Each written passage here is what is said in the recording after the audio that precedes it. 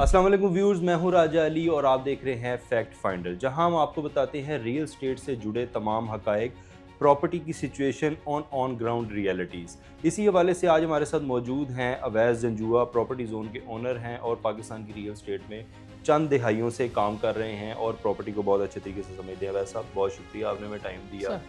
Sir, सबसे पहला मेरा सवाल ये पाकिस्तान की रियल एस्टेट काम कैसे करती है? एकदम पाकिस्तान की प्रॉपर्टी स्टेबल हो जाती है, एकदम अनस्टेबल हो जाती है, इसकी क्या वजह है? अली भाई, पाकिस्तान के अलावा ऑल ऑफ द वर्ल्ड अगर हम देखते हैं, all over the world property जो डिपेंड्स करती है वो मुल्की हालात के ऊपर करती है। ठीक है, पॉलिटिकल स्टेबिलिटी जहाँ पे होती है वहाँ पे प्रॉपर्टी ग्रो करती है। बिल्कुल ठीक है। हमारे मुल्क में आपके सामने ही है, किसी किस्म की पॉलिटिकल स्टेबिलिटी नहीं है, ऐसे ही। लेकिन फिर भी अल्हम्दुलिल्लाह रियल एस्टेट की जो है इंडस्ट्री, इसमें पाकिस्तान बाकी मुल्कों से तो काफ़ी अच्छा चल रहा है। कोई हुकूमत आती है वो अपने नए रूल्स, नए रेगुलेशंस लागू कर देती है, ठीक है। जिसकी वजह से जो आवाम है, जो परचेज़र है, वो ये बात सोचने पे मजबूर हो जाते हैं कि पिछली हुकूमत में टैक्सेस इतने थे, इस हुकूमत में टैक्सेस मज़ीद बढ़ गए हैं, तो हम बाय करें या हम बैंक्स की तरफ जाएं या हम कोई और इन्वेस्टमेंट अपॉर्चुनिटीज़ देखें।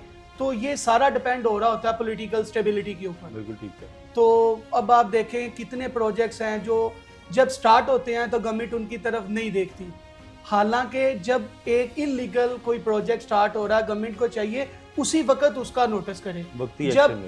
जब लोग परचेजिंग कर लेते हैं, वहां पे घर बन जाते हैं, फिर हुकूमत को याद आता है कि ये तो प्रोजेक्ट इलीगल है, ये तो प्रोजेक्ट किसी अथॉरिटी से अप्रूव्ड नहीं है, पास नहीं है, तो वो जाके उसे डिमोलिश करने की तरफ चले जाते हैं। अच्छा, इसका क्या हल है? लोग तो देखें, लोग देखते हैं बोर्ड लगे हुए हैं, सोसाइटी ने काम करना शुरू कर दिया, मशीनरी काम कर रही है, ये लोगों को कैसे पता चलेगा कि ये सोसाइटी अप्रूव्ड है या नहीं अप्रूव्ड? अली भाई, दो अथॉरिटीज़ हैं। अब हम पाकिस्तान में लाहौर की बात करते हैं तो पहले तो रियल एस्टेट की जो लाहौर को सारे को देखता था सिर्फ एलडीए था, बिल्कुल, लाहौर डेवलपमेंट अथॉरिटी।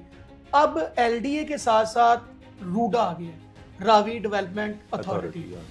रूडा और एलडीए, इन दो को पूरे लाहौर ने कवर किया हुआ है। समझ लें आधा लाहौर जो है वो एलडीए के पास है, आधा लाहौर जो है वो रूडा के पास है। एलडीए के पास तो अब काम रह ही नहीं ना गया, लाहौर में तो जगह बची नहीं है, अब पीछे रूडा ही रह गया, रावी को आप ये समझ लें कि जो डेवलप्ड एरिया है लाहौर का, पुराना लाहौर है, वो सारा एलडीए के पास चला गया।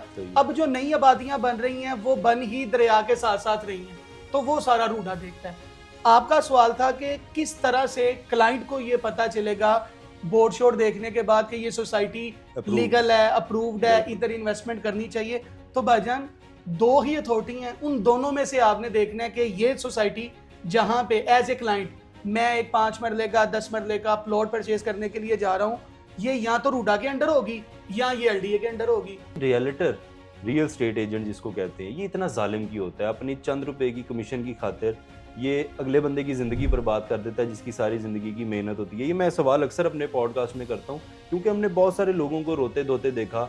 फिर फाइलों का कॉन्सेप्ट आया, लोगों ने फाइलें खरीदी, चंद रुपए इकट्ठे कर करके वो डाउन पेमेंट करते हैं, उसके बाद फिर वो इंस्टॉलमेंट जमा कराते हैं। 5 साल के बाद उनको पोजेशन का वादा किया जाता है। जब 5 साल हो जाते हैं तो उनको फिर दरबदर होना पड़ता है, सोसाइटी भी उनको ऑन नहीं कर रही होती, कुछ लोग फाइलें लेके फिर रहे होते हैं, बिक भी नहीं रही होती। ऐसा क्यों? अली भाई, मैं तो इसका यही आंसर करूंगा कि आपने सुना होगा चंद एक ब्लैक शीप्स होती हैं, कुछ गंदी मछलियां होती हैं जो पूरे तालाब को गंदा कर देती हैं। ओवरऑल इस तरीके से नहीं है। जो भी मामला आता है अली भाई रियल एस्टेट एजेंट्स के, तो इनमें से हर एक बंदा एक तरह का नहीं होता, डिफरेंट कैटेगरीज के लोग हैं। ज्यादातर लोग अच्छे ही हैं रियल एस्टेट में। अब आपने बात की थी फाइलों की, तो फाइलों को मैं पर्सनली रिकमेंड नहीं करता। चंद एक सोसाइटीज हैं जिन्होंने फाइलों का अच्छा काम किया, जिन्होंने डिलीवर किया।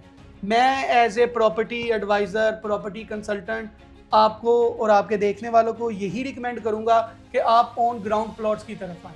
अच्छा, दूसरा मुझे ये बताएं कि जितने भी बड़े रियल एस्टेट के लोग हैं, ये ओवरसीज को टारगेट क्यों करते हैं? आजकल ये बहुत हमने देखा है, लोगों ने कॉल सेंटर्स भी बना लिए हैं जिसमें वो ओवरसीज को टारगेट कर रहे होते हैं प्रॉपर्टीज बेचें। ओवरसीज को बेवकूफ़ बनाना ज़्यादा आसान है? नहीं अली भाई, ये बात नहीं है। लोगों ने तो अब जितनी भी सोसाइटीज हैं उनमें अक्सर एक एक ब्लॉक का नाम उन्होंने ओवरसीज ब्लॉक के नाम से जरूर रखा होता है। इसकी वजह ये नहीं है कि ओवरसीज को लूटना या ये कंसेप्ट नहीं है। जिस घर में से भी एक बंदा आउट ऑफ कंट्री है, उसका पीछे से ये जरूर माइंडसेट होता है कि मैंने एक घर पाकिस्तान में बनाना है।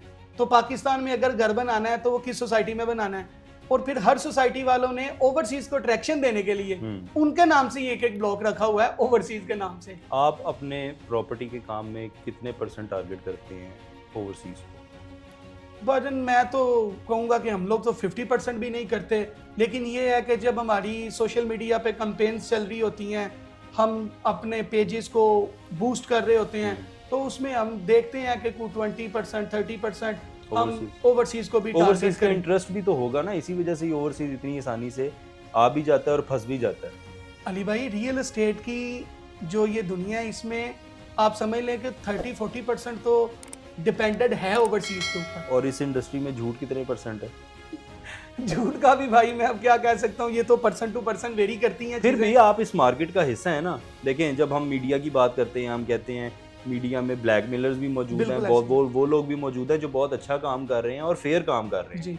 किसी को आप लफाफा सहाफ़ी भी कहते हैं, किसी को आप कहते हैं कि यार ये बड़ा ज़बरदस्त काम कर रहा है। तो मैं आपकी इंडस्ट्री से पूछना चाह रहा हूँ कि आपकी इंडस्ट्री में कितने % झूठ है और कितने % सच है? भजन मैं तो यही कहूँगा कि चंद एक लोग हैं जो मिस कमिटमेंट्स करते हैं, और बल्कि कई जगह के ऊपर तो जो बंदा चीज बेचने बैठा होता है उसकी ओनरशिप भी नहीं होती। बिल्कुल ऐसे ही है। सपोज अब हम किसी भी सोसाइटी की बात करते हैं, ओनर बेचारे को पता भी नहीं, नीचे बैठा हुआ उनका जो रिप्रेजेंटेटिव है वो पता नहीं क्या क्या वादे, क्या क्या झूठी बातें उनको बता रहा होता है क्लाइंट्स को, तो वो फिर सारी बातें आपको पता है सच नहीं होती। अच्छा, दूसरा अक्सर हम देखते हैं बहुत सारे मीम्स भी इस चीज़ पे बन जाते हैं कि एक बंदा है, उसने अपनी प्रॉपर्टी बेचनी है, वो अपने किसी जानने वाले को कहता है, वो उसके जानने वाले को कहता है, वो उसके जानने वाले को कहता है, 8-10 लोगों से वही बात घूम के उसी प्रॉपर्टी के पास उसी ओनर के पास दोबारा वो चीज़ देखने के लिए। ये मैंने भी वीडियोस देखी, ठीक है, ये आपने भी देखी होंगी। और ऐसा ये हकायक है, ऐसा होता भी है।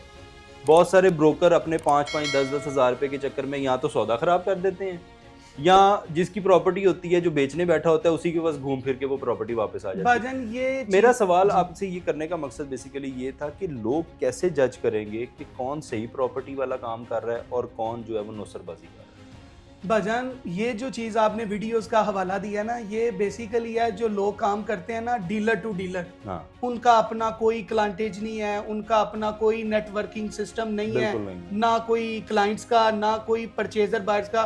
तो एक कॉल आती है, वो बंदा दूसरे को कॉल करता है, वो बंदा तीसरे को कॉल करता है, और आपके वाली बात अल्टीमेट कई दफा होता है कि बात घूम घूम आके उसी बंदे तक आ गई होती है जिसका प्रॉपर्टी जिसकी वो प्रॉपर्टी होती है। हाँ।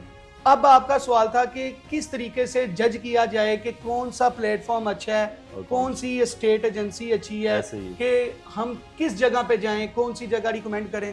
तो भाईजान, हर जगह के ऊपर, हर सोसाइटी के अंदर, हर एरिया में बहुत ज्यादा ऑफिसेज हैं प्रॉपर्टी के, लेकिन जो काम करने वाले लोग होते हैं जिनका अच्छा नाम होता है वो 3-4 ही होते हैं। तो 3-4 लोग जो वहाँ पे नाम वाले हैं, तो सर नाम ऐसे नहीं बनता, उसके पीछे एक पूरी स्टोरी होती है, एक पूरी हिस्ट्री होती है। बल्कि उन लोगों ने कुछ 10 साल, 5 साल, 15 साल, 20 साल सर्व किया होता है, उसके बाद नाम बनता है।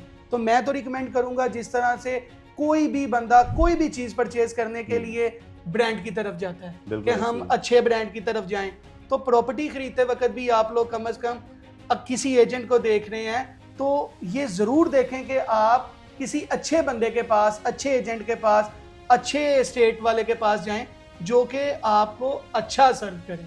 जी व्यूज़, ये इन्होंने बड़ी अच्छी बात की कि हमेशा आप कपड़े लेने जाते हैं तो आप ब्रांड को देखते हैं। इसी तरह जब आप प्रॉपर्टी खरीदने जाते हैं तो बजाय कि आप किसी दर्जी, मोची या बार्बर शॉप वाले के पास जाएं जो प्रॉपर्टी का भी काम कर रहा है और उसको जाके आप बोलेंगे हमें प्रॉपर्टी चाहिए, उससे बहुत बेहतर है कि आप एक प्रॉपर ब्रांड, जो लोग इन्वेस्टमेंट करके अपने अच्छे ऑफिस में अपनी टीम के साथ बैठे हैं, उनके पास आएँ और उनसे आके अपनी प्रॉपर्टी की कंसल्टेशन भी हासिल करें और कोशिश करें कि आप प्रॉपर्टी भी उन्हीं से ख़रीदें, ताकि ये लोग वो हैं जो कल को मार्केट में मौजूद भी रहेंगे और इन्होंने ही आपको बार बार ये फेस आपके सामने रहेगा। तो आप इनके पास आएँ ताकि ये भी कहीं भाग ना सकें और आप इनको कल मौके पे पकड़ भी सकें। तो ये हमारी सजेशन है कि जब भी प्रॉपर्टी बाय करें, always prefer the brand. Thanks for watching us. Raja Ali signing off. अल्लाह हाफिज़।